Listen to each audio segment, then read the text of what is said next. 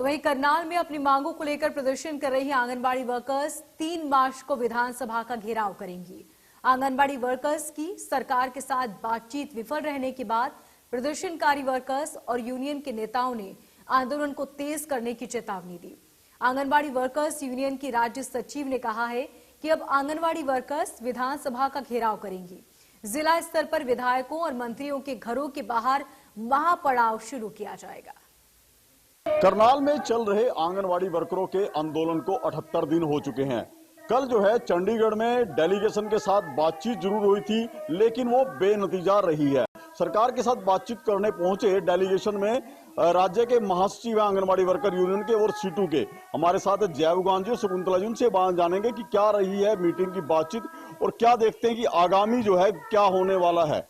जी जयवगान जी, कल मीटिंग में आप शामिल थे, क्या बात किन वजह रही कि सहमति नहीं बन पाई?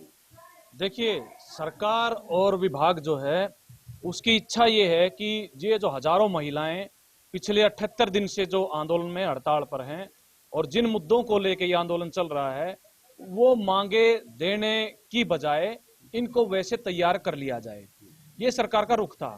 हालांकि उन्होंने अनौपचारिक बातचीत में ये कहा कि हम जो हैं ये जो स्ट्राइक पीरियड है उसके वेतन के बारे में सोच सकते हैं, टर्मिनेशन का, मुकदमों का, इस तरीके के इसके बारे में ये कर सकते हैं, और भी महंगाई भत्ते के बारे में भी उन्होंने ये अनौपचारिक बातचीत में जैसे अंदर हमारी चर्चाएं चली तो उसमें उन्होंने ये कहा कि लेकिन एक शर्त जो है उन्होंने लगाई कि आप पहले आंदोलन को समाप्त कीजिए और उसके बाद ये मांगों पर हम बातचीत करेंगे। अभी जो बातचीत हुई थी उससे सहमति नहीं बनी है। अब जो आंगनवाड़ी वर्कर हैं वो आगे क्या निर्णय लेंगी? जी शकुंतला जी, तो कल की बातचीत रही है उसके कुछ पहलू ऐसे लगते हैं कि सकारात्मक हैं सरकार के, लेकिन पूर्ण सहमति नहीं बन पाई है, तो अब आगे क्या? आगे आंदोलन जारी रहेगा आंगनवाड़ी वर्कर्स हेल्पर्स का, क्योंकि बिना मांग मुद्दों के तो हम उठने वाले नहीं है, ना हमारी वर्कर्स जो है मानने वाली हैं।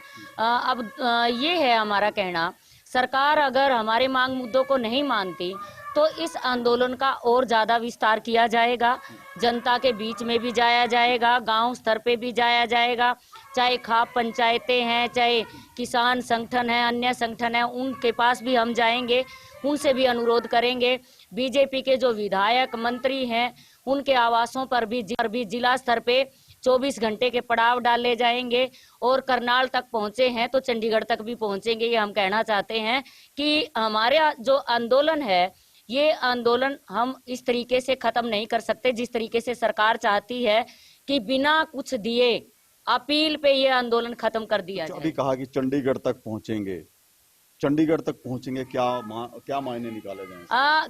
हमारा कहने का मतलब ये है कि विधानसभा सत्र शुरू होने वाला है, तो कहीं ना कहीं हम जो है विधानसभा का घेराव भी कर सकते हैं, और एक जो जिलों पे हमारे बैठे हैं विधायक मंत्री बैठे हैं उससे पहले विधानसभा घेराव से या विधानसभा कूच करने से पहले हम जो है वहां पर डेरा डालेंगे, और 78 दिन से लगातार इस बहरी गूंगी सरकार को जगाने का काम हम कर रहे हैं।